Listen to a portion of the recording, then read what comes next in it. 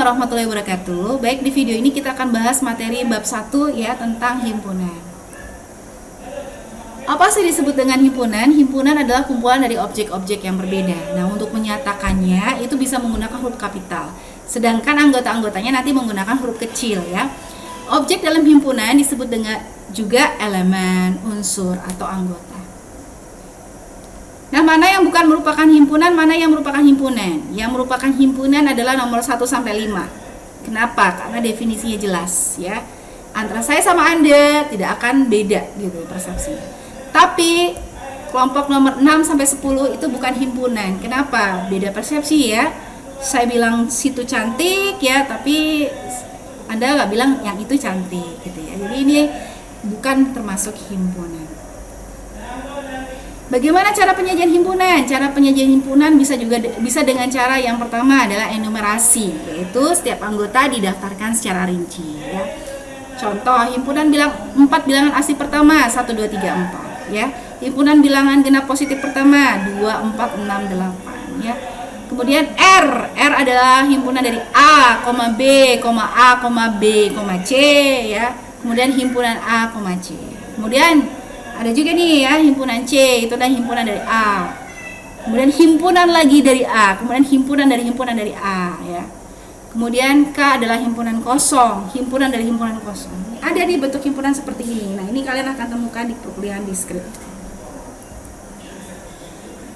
Kemudian simbol-simbol baku ya, yang huruf-huruf yang memang biasa dipakai sebagai bakunya himpunan bilangan. Ini salah satunya nih.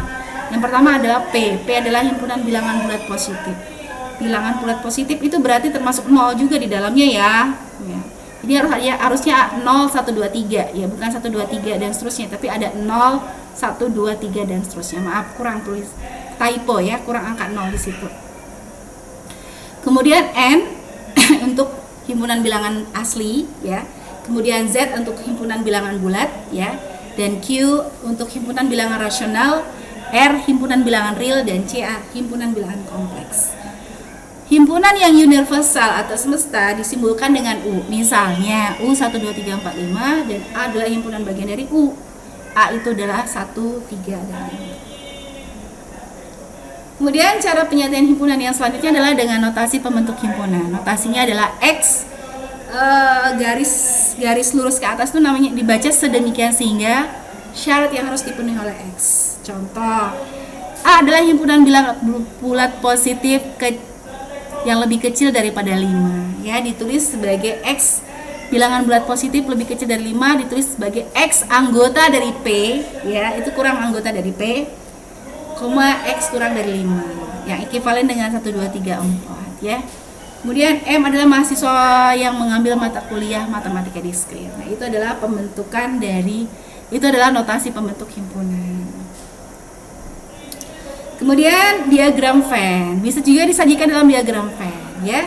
Bentuknya seperti ini nih ya, diagram Venn ya.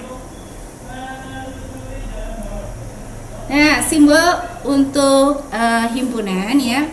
Simbol ini ya, simbol E ini digunakan untuk keanggotaan suatu elemen. Sedangkan yang bukan anggota digunakan E coret gitu ya. Nah, contohnya ini C himpunan dari A, B, anggota A, anggota B, himpunan dari A, B, himpunan A, himpunan B, contohnya ini ya, C itu adalah himpunan dari A, B, himpunan A, himpunan B, C, himpunan C, D, himpunan E, 9 gitu ya. Maka yang termasuk dengan C adalah yang ini, A, B gitu ya, itu termasuk C ya. E bukan anggota dari C ya, begitu dengan F. Kemudian anggota dari himpunan dari A itu anggota dari C, himpunan dari E, 9 itu anggota dari C ya. Himpunan dari C bukan anggota di C, himpunan D bukan anggota di C, himpunan B bukan anggota di C, B, C himpunannya ya, itu merupakan himpunan dari C. Nah, banyaknya anggota dari suatu himpunan disebut dengan bilangan kardinal, dinyatakan dengan NC atau harga mutlak C. Jadi dalam hal ini NC-nya adalah 7. Kemudian istilah-istilah dalam himpunan, ada yang disebut dengan himpunan semesta, yaitu himpunan yang mencakup semua anggota yang sedang kita bicarakan. Kemudian ada himpunan kosong, adalah himpunan yang tidak memiliki anggota. Ya, himpunan kosong dinyatakan dengan simbol himpunan kosong ya, bentuk simbol ini gitu ya. Bentuk O dicoret atau kurung kurawal terbuka dan tertutup. Sedangkan himpunan nol itu bukan himpunan kosong lah ya, melainkan himpunan yang memiliki satu anggota yaitu bilangan 0. Nah, di sini ada himpunan bagian.